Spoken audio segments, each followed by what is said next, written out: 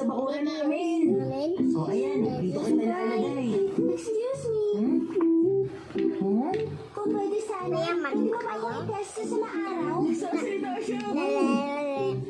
Oo, makakausap mo talaga siya pag suot mo ang fantasy glasses. Ganun ba?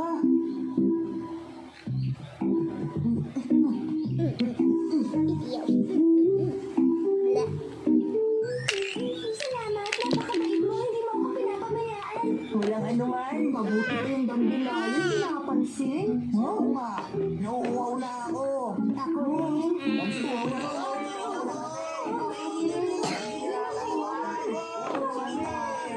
Hindi mo sila Hindi ko naririnig kung sinasabi niya.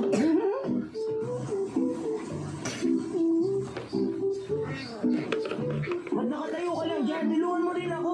Ikaw lang nakakarinig. Wala naman ako naririnig. Aba, Nobita, totoo ba to? Nagdidilig ka ng halaman? Tingnan mo, ganyan ka malat walang silbi sa Luwita. Nagdidilig na halaman. Ano sunod? Lumilipad na ba ako? Ang sakit-sakit. Pinagtatawanan ako ng mga pusa. Hindi talaga sila nagsasalita. Kung anong salubin mo, lumalabas at nagiging salita yun dahil sa salamin. Ay, wow! Mas mabuti huwag ka mag-isip na malalim. Suotin mo lang to kung gusto mo magito.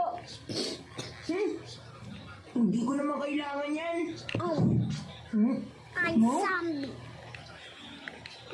Mga linggang, siguro nagtago na naman ang dorayaki sa cabinet si Doraemon.